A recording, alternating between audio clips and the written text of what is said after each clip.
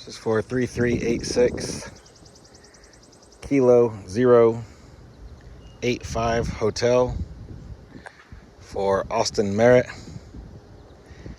Purpose of this video is to prove or to show damages that were overlooked in the first inspection. This is the northeast side of the home. This is the rear slope. This shingle has wind damage and hail damage throughout. Here is a wind damaged shingle I have marked that was overlooked in the initial inspection.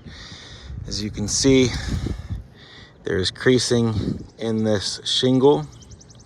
This shingle strip adhesive has failed. As you can see, the entire shingle is no longer adhered to the roofing system. As you can see, this shingle has an obvious wind crease throughout the upper portion of the shingle with granule loss. Over here we have a couple of hail hits. Here is also wind damage to a shingle. There's severe granule loss right here. Specifically in this tab here, there is creasing that was overlooked as well.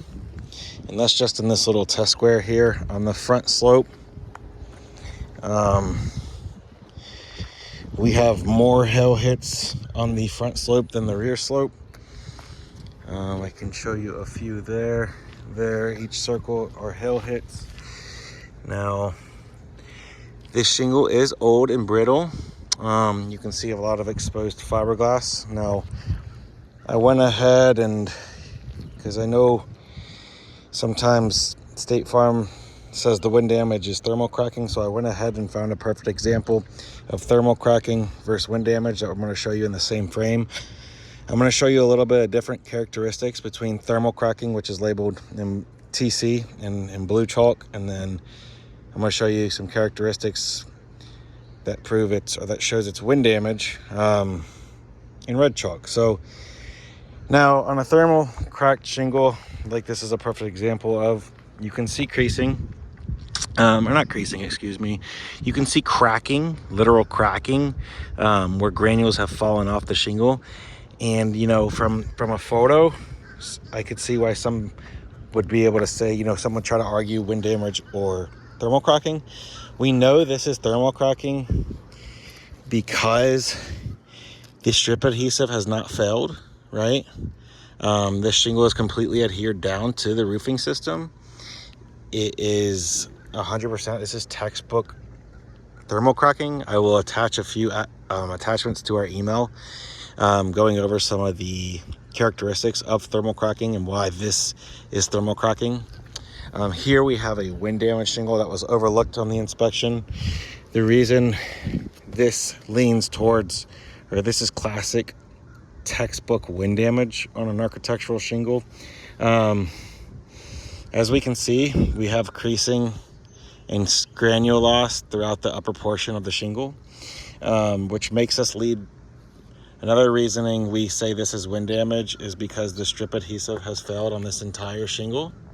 The shingle, as you can also see, as I'm barely lifting the shingle, you can see it start to flex and crease, which is what happens. This tab here, all of the tabs I believe, have actually become unadhered even to the shingle itself.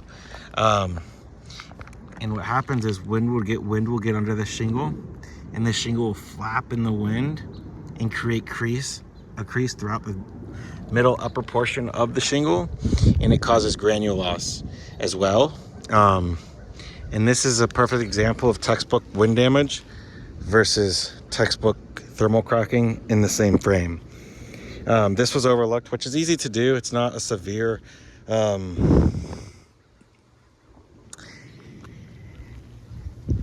it hasn't had severe granule loss yet, but the shingle has certainly been, integrity has been compromised on this shingle, and the insured has incurred a, and this is perfect thermal cracking there, and that is textbook wind damage.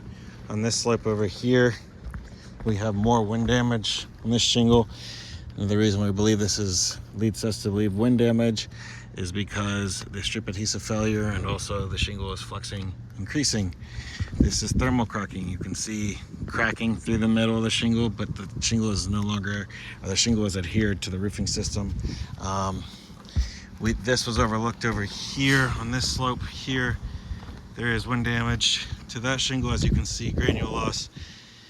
And there is also this shingle here, which has creasing throughout the shingle, upper portion of the middle of the shingle, where this shingle has been compromised due to wind damage. They covered peril on the insured's roofing, or the insured's homeowner's policy. There's a hail hit right there. There's a hail hit right there. And also there is collateral damage on this roof as well, on the soft metal.